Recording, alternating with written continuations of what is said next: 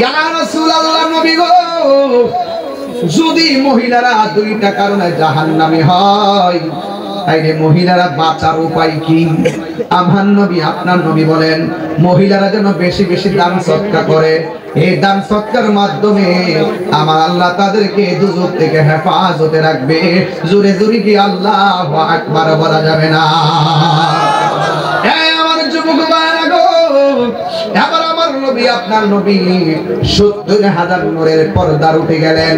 একটা পর্দা অতিক্রম করলেন, একটা পর্দা থেকে আরেকটা পর্দার দূরত্ব হলো ৫০০ বছরের রাস্তা। আল্লাহ রাব্বুল আলামিন এখন বলতেছেন আল্লাযী বারাকনা হাওলাহু লিনুরিয়াহু মিন আয়াতিনা ইন্নাহু হুয়াস সামিউল বাসীর। আল্লাহ রাব্বুল আলামিন বলেন আল্লাযী যিনি বারাকনা প্রদক্ষিণ করিয়েছেন হাওলাহু আল্লাহর চতুর্পাশে লিনুরিয়াহু দেখাইবার জন্য মিন আয়াতিনা আল্লাহর যত নিদর্শনগুলো আছে সবগুলো আমার নবীর দেখানো শুরু করলেন।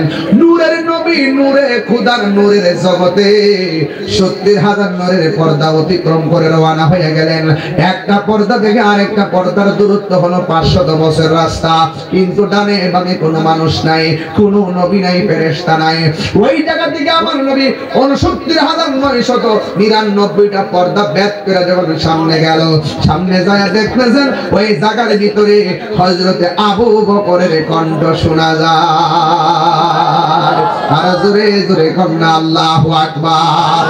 ওরে কি দিয়ানি বাইরে জ্বালা, ওরে কি দিয়ানি বাইরে জ্বালা, ও মোর জালারে জালা কি দিয়া আনিবার না দয়ালের প্রেম জালা কি দিয়ে এনিবার। একটা জবান বন্ধ রাখবেন না। আমার নবী দেখতেছেন আবু বকরের কণ্ঠ শোনা যায়। এবার কি বলতেছে শুনেন।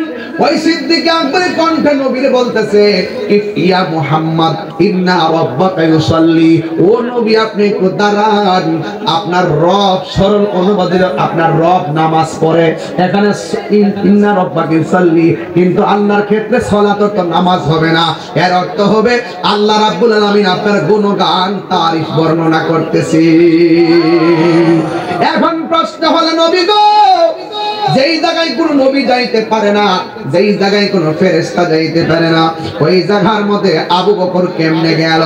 আসলে আবু বকর সিদ্দিক রাদিয়াল্লাহু তাআলা যাই নাই, সেখানে একটা ফেরেশতা আমার আল্লাহ সৃষ্টির শুরুতে কি সেখানে আমার নবীকে রিসিপশনের জন্য বসায়া রাখছে। ওই ফেরেশতা যদি নবীরে কয় ইয়া রাসূলুল্লাহ থামুন, অপরিচিত কণ্ঠ শুনলে আমার নবী বিচলিত হতে পারে। এই জন্য আমার আল্লাহ ফেরেশতার কণ্ঠটার ভিতরে আবু বকরের কণ্ঠ দিয়া নকল করাইছি।